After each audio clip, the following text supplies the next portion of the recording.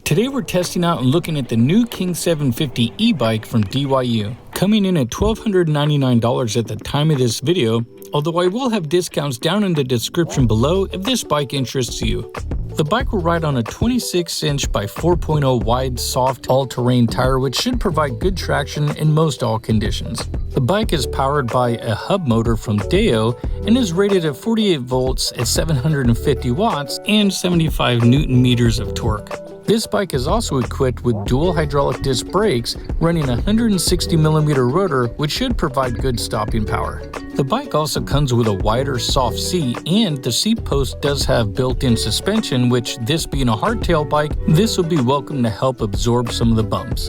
The bike is equipped with a 7-speed shifter system from Shimano, which these are more entry-level components, but seems to work well with the Shimano 7-speed cassette. The King 750 also has adjustable front suspension, along with a lockout switch that you can lock the front suspension, but I'm not really sure how much this is needed on an e-bike. With its larger fat tire design and front suspension, tackling obstacles like curbs head-on is easy.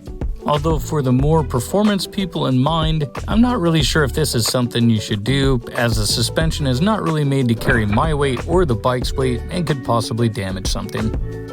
A key is utilized to remove the internal battery, which then you can remove this and store it inside and charge it if you like. But this battery is also equipped with LG cells, which this is a higher quality battery utilizing a built-in BMS, and you can check the charge status and of course charge it on the bench if you like. Okay, so we're going to do a full range capacity test on the battery, and that's going to include me and my gear, which is about 205 pounds.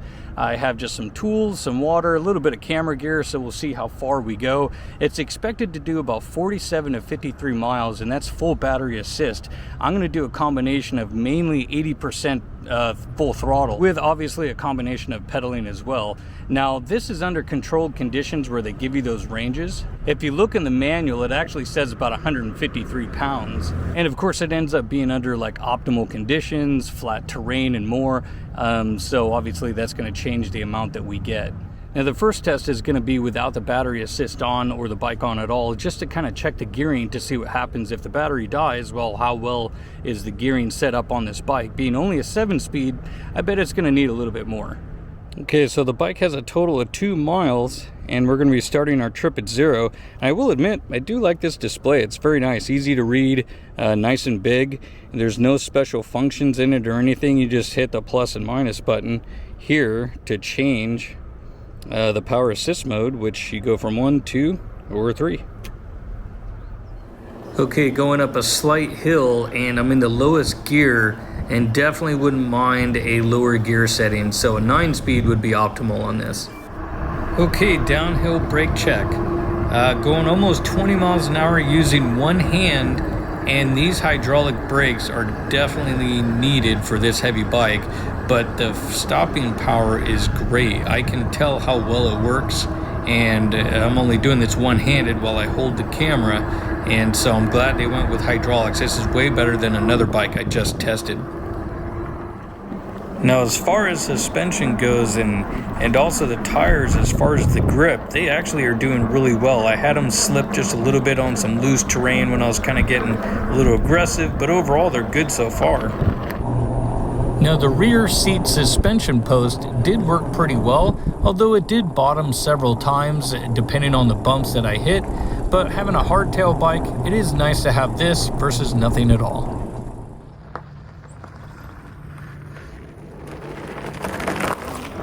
Okay, so it might be hard to tell, but a lot of loose dirt, loose gravel, and so far this bike is going over it with ease, and the tires are doing just fine.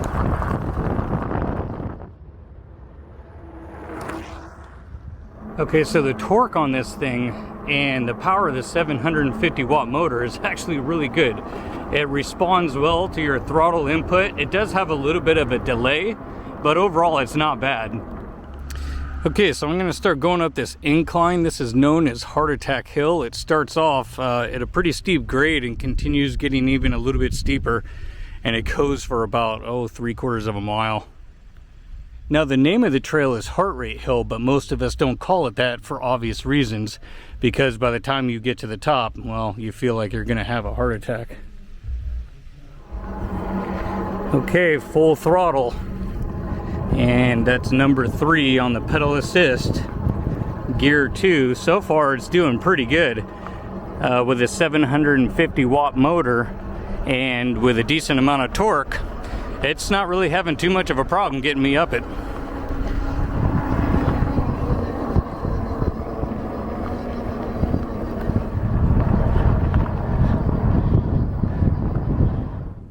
Alright, honestly, that was the easiest I've ever gone up that hill. The bike actually did really well, much better than I expected, because some bikes, they don't have a lot of torque. Even though it's a 750 watt motor, the torque amount might be kind of low, so then it doesn't have enough to kind of power you up the hill very fast. But between this battery, the motor, the amount of torque, no problem at all. And if you were lighter, you'd only fly that much, you'd only go up that much faster. So pretty impressive.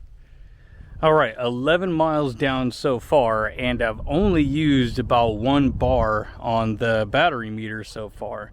And even then, when I let off the throttle and just kind of coast, it kind of clicks back up and, you know, up and down. So far, the size battery in here, because it is 20 amp hour, it's putting out a decent amount of power. So far I'm actually pretty impressed with this bike, and that's one of the reasons I was saying I'm wrong when I told the company I didn't want to do this review. So because I didn't think it was going to be a very good bike.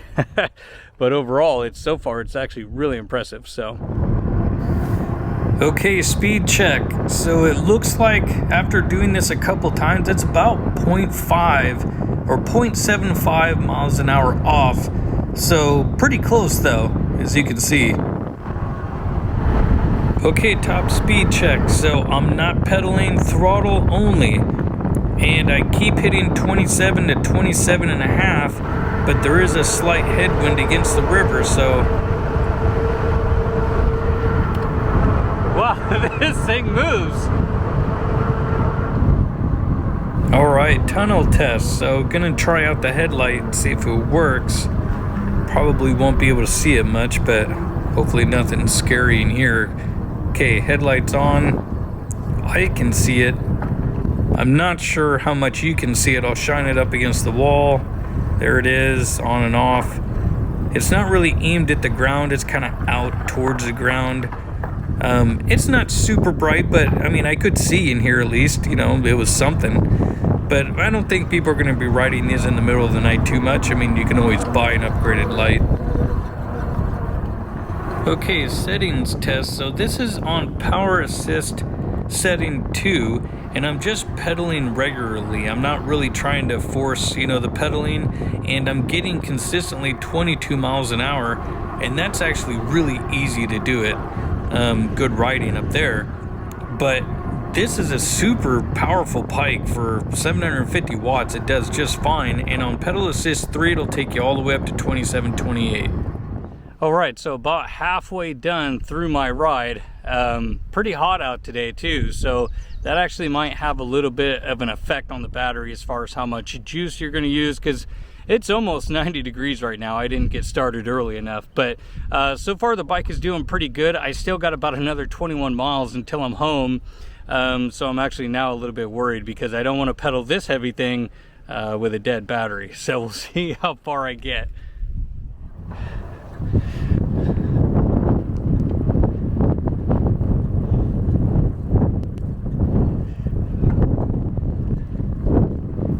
And here we are looking at the 3 Shastas, or looking at 2 of them and on one of them. Shasta Dam, Shasta Lake, and Mount Shasta.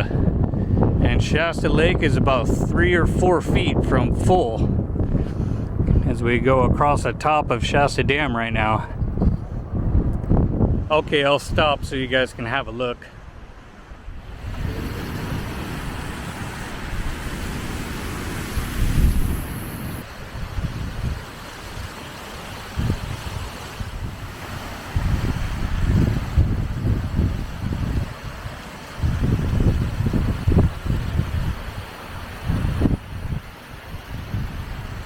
And that was just right down there, right about there, a little while ago.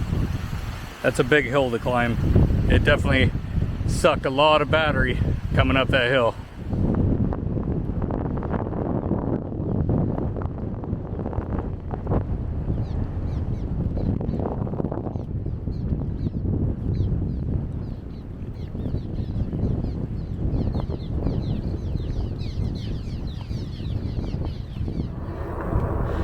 Okay, don't know if you can see that, but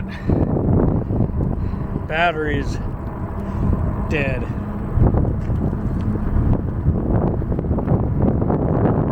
So a total of 40 miles with me on the bike with a lot of hills and also some headwind. Overall, I think that's more than acceptable with my weight and the conditions. Now, when it comes to e-bikes, trying to find a bike rack is a little bit difficult, so I reached out to eTrailer.com. They've helped me out on my channel a couple times before, and I asked for some recommendations. They said this one from Hollywood Racks is actually a great entry-level rack. It's very sturdy, and for the price, it's hard to beat. So they shipped it out, and I started trying it out, and so far, it's easy to assemble, and I'm pretty impressed with it. And I'll have a link in the description if you want to know, because this one's only about $550.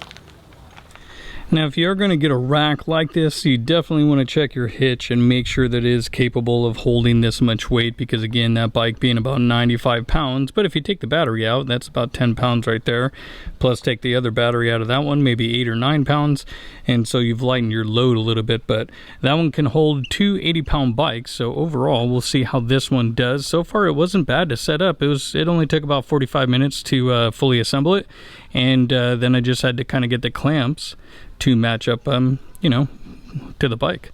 So, okay, when I meant I was wrong, it was really due to the fact that when the company wanted to send me this bike, I actually wasn't interested. I didn't really want a fat tire bike. I'm not really into them too much, but actually this was pretty fun to ride, and it actually surprised me quite a bit due to the amount of power that it has, the battery capacity, and they're using LG cells, and it's actually comfortable, and ergonomically it's easy to ride.